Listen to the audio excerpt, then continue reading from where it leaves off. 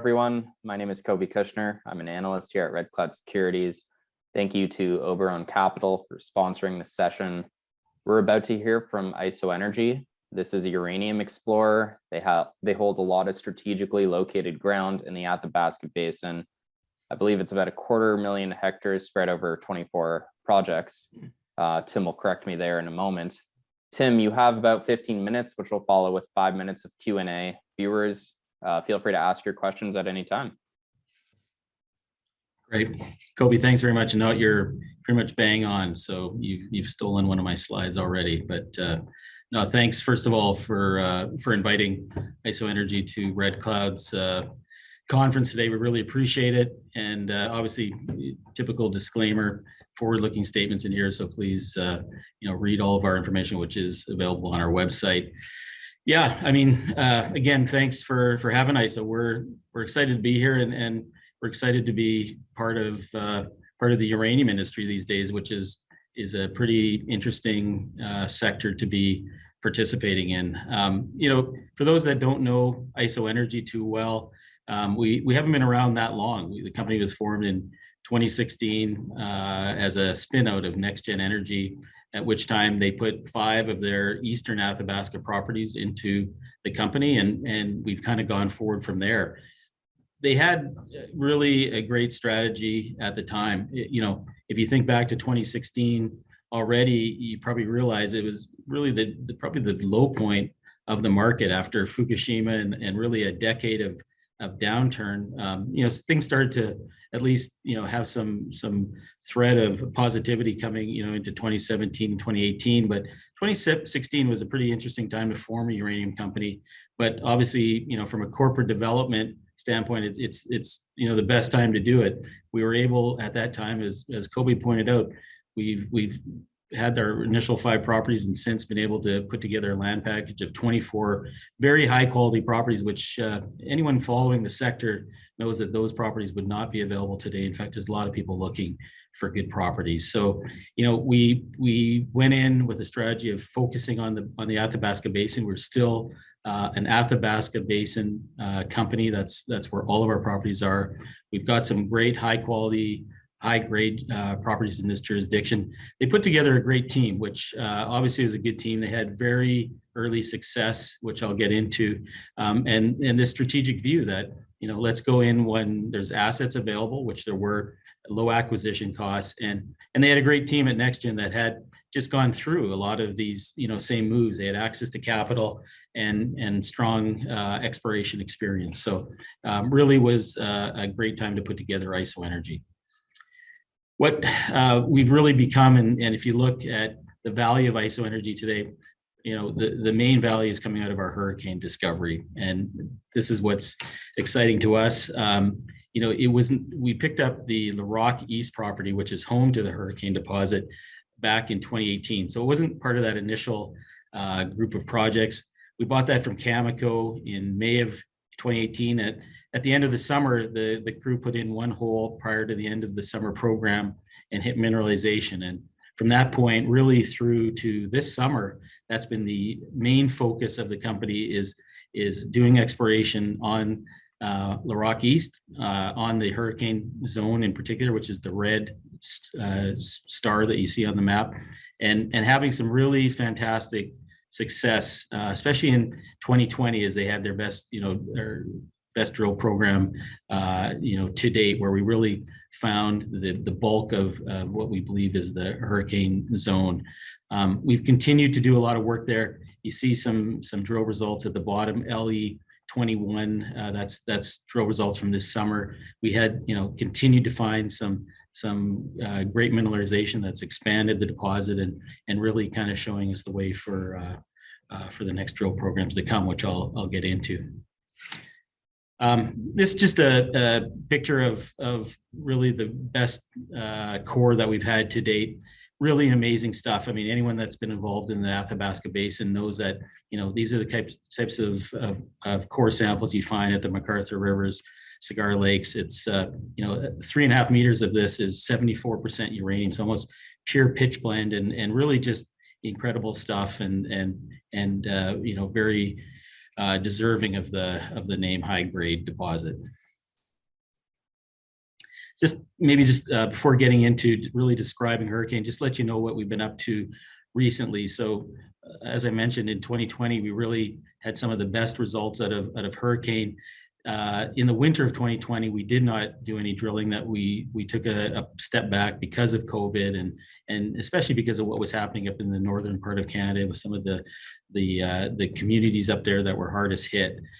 We did get back on the ground last summer. We did over 16,000 meters of drilling on Larocque East and also on our Geiger property, which is the first time since we found hurricane that we'd been on one of our other properties. So also positive to keep moving ahead with exploration in some of our other properties. We also did some geophysics on the Larocque East and Collins Bay, and that was really to set us up for some future drill programs really as early as this winter, which again, I'll speak to a little bit in a couple of slides. We have started drilling for the winter. We got back up in January. We've got just about 12,000 meters of drilling planned for the Larocque East. 2,400 of that is follow-up mineralization on mineralization that was intersected hurricane this last summer. So, you know, we did some really big step outs trying to find kind of the outer edges of that deposit. And we continue to find some good mineralization, especially to the south. And that's what we're following up on. But the property is also very big and it's got some great prospectivity that we're very excited about. And so 9,500 meters of the program for this winter are exploration drill holes along the eastern side of the conductive trend. So that conductor is really, there's 15 kilometers of conductors to the east, and that's where we're focusing those exploration dollars.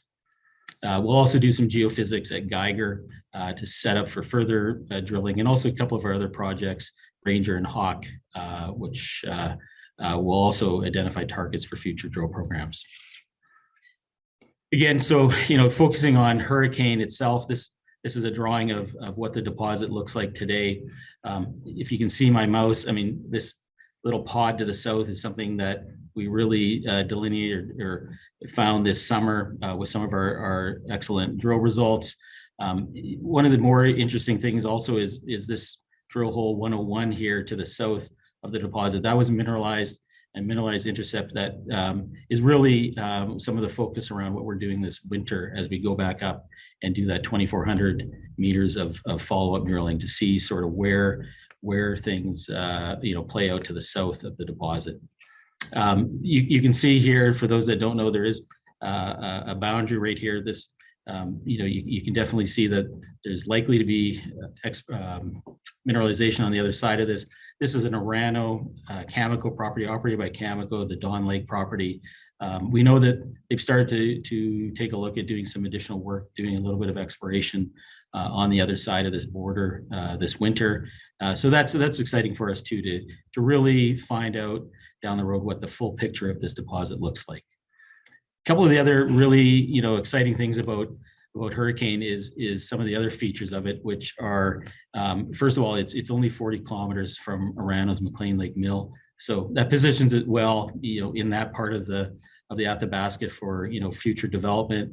And there's no lake or water cover, and it really is quite a shallow deposit compared to others in the Athabasca Basin. So 325 meters, which you know, really positions it well for economic development down the road. This is just a you know, picture of that, or just a comparison against some of those other deposits. So it is an unconformity hosted deposit. So it's sitting in the unconsolidated sandstone, kind of right on top of the basement rock. And you can see that it's shallower than Cigar, MacArthur, and, you know, comparable to a lot of other deposits in the region. This is just another picture of Larocque East, the eastern side of it. So you can see the star here, that is hurricane. So it's, you know, that makes up a very small piece of the property. This is that, you know, conductor out to the east. There's 15 kilometers of conductor. We did a lot of geophysics right out to the east this summer, which was in order to identify drill targets for this winter, because we really like this piece of property out here. And so we're doing a lot of work out there as we speak. And, you know, we're excited about results, and we'll look forward to reporting those results as they come in. The other work that I mentioned, we're doing additional geophysics this winter, a little bit on Geiger. I mentioned that we did some drilling this summer. We're doing some follow-up geophysics to identify additional targets, hopefully for the summer drill program. We're also doing this work on other projects that we haven't touched on for some time. The Hawk project and Ranger. We'll do that work to identify targets and then look to to set up programs down the road for those properties as well. As far as corporately how we stand at the moment, IsoEnergy, we're in good shape from a cash position. We've got just right around $12 million in the bank. Obviously a lot of things happening in the market right now, so our shares price has been responding quite well over the last week or two. We are majority owned still by NextGen Energy, so they've got just right around 51%. And importantly, we've got great support from NextGen, not just financially, but also we just have a close working relationship where they're very willing to provide, whether it's technical, corporate support as needed. They're definitely always there for us. So it's we're in a very unique and enviable position to have that kind of support behind us as a junior uranium company in the basin. I guess that's just supported by the fact of also by our board.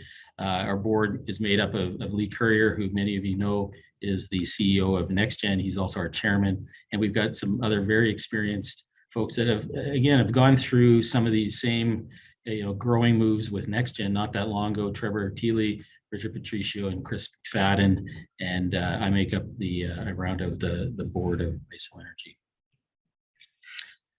That's I know we have a limited time here, but I guess if I just had to highlight a couple of things, I think at the end of the day, IsoEnergy in my mind is really a unique story. We have really the only new high-grade deposit, not even in the Athabasca Basin, obviously, globally. So it makes it for a very exciting story. We've got great support, as I said, financially and in all facets through NextGen. We've got a great team in place, starting with our geological team led by Andy Carmichael, who's our VP of Exploration, has been with us since inception and been involved in the discovery of Hurricane, and a great team of young geologists who I can say are doing a great job up north right now in incredibly difficult conditions, are really producing incredibly well with what they're able to accomplish drilling at the moment. We're obviously located in Saskatchewan, which is one of the best mining jurisdictions in the world, but just geopolitically, and obviously it makes it means even more these days. Stable geopolitical setting is very important, and we're very happy and comfortable working in northern Saskatchewan. Got a very supportive government, and we work closely with the residents up north, all the communities, and those relationships are just growing and becoming stronger all the time. Again, we're tightly held by NextGen, and with 51-ish%, and just in a good position to continue. I think there's a lot of support out there right now in the market. We're really looking to continue finding the edges of Hurricane, taking that project forward, but also leveraging the fact that we've got these great properties and a lot of support in the market to raise capital and continue exploring, and hopefully continue to find new deposits and make ourselves a multi deposit company, not just hurricane based. So that's kind of the story at the moment, Kobe. I know that kind of takes us to about 15 minutes, so I'll just end it right there. Yeah, very well timed, Tim. So yeah, as you said, we'll now begin with the Q&A portion. So look, you got a lot of properties here. Maybe rank your top 5 or what your flagship assets are per se. And I imagine Larocque's on there. Yeah, I mean, yeah, it's hard to maybe rank the top 5, but I'd say certainly Larocque is our top one. Not just because of Hurricane, but but we really do like what we see out to the east there, and we will, we'll spend the time and effort to explore that property. Geiger, we went back to Geiger for a reason. I mean, that was a top pick before the company bought Larocque, and obviously, we were distracted for a lot of great reasons for the last couple of years, focusing on hurricane. But it's great to be able to go back to that property and be able to start doing some more exploring. And then, we've got a few others. I mean, even we did some geophysical work on Collins Bay extension this summer. It's challenging because it's really right in the Wollaston Lake area. There is some of the conductor on some land mass, some islands there. We hope to do some exploration there, but it's really an extension of old existing mines in the area. So really kind of an exciting property that's right on the same conductor. So that and just all the we're doing work, like I said, on Ranger and Hawk. I mean, the list goes on. We've got a lot of exciting properties, and it's just a matter of prioritizing and going after what our geological team believes are the best targets at the time.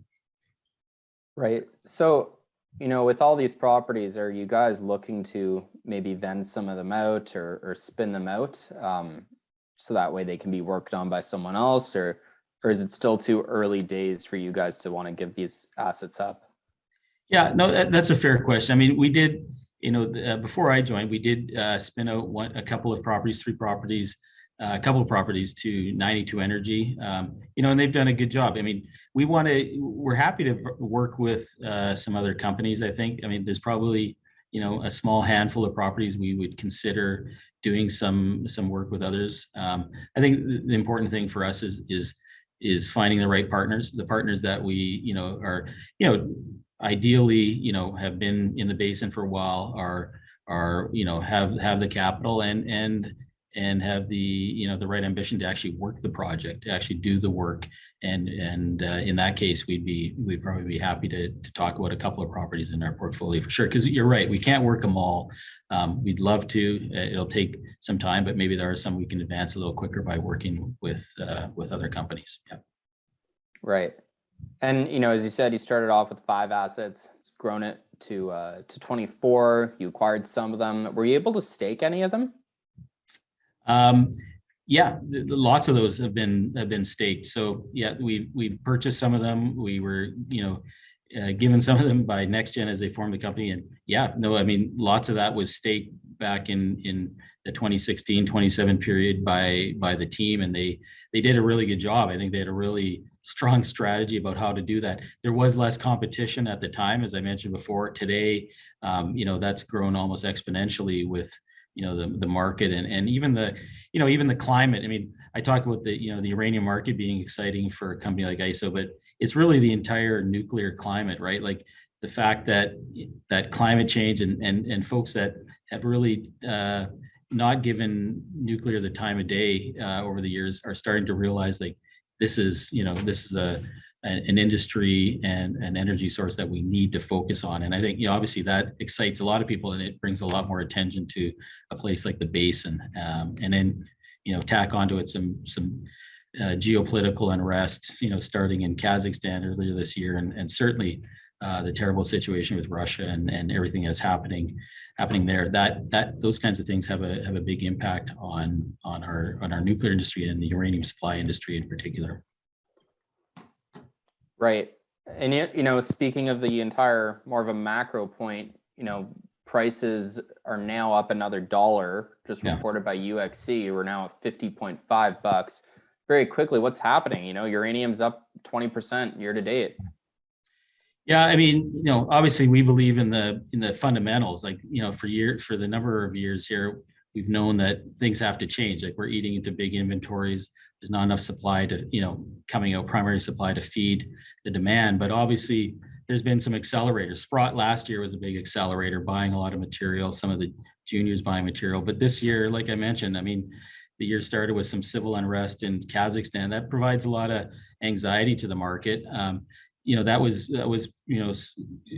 calmed down pretty quickly, but Russia, that's huge. Russia still supplies, they have a quota into the US where they still supply, anywhere 15 to 20% of the uranium and really EUP, enrichment conversion uranium, into the US market. And, if you, kind of look at what's happening, and there's a lot of people saying they won't take, supply from Russia, or there's going to be sanctions, and those go into place, you can imagine there's a lot of concern about where does that, especially that near-term supply, come from. And I think that, anyone that's involved in the industry knows that is a huge change to have no Russian supply into the U.S. or Western Europe.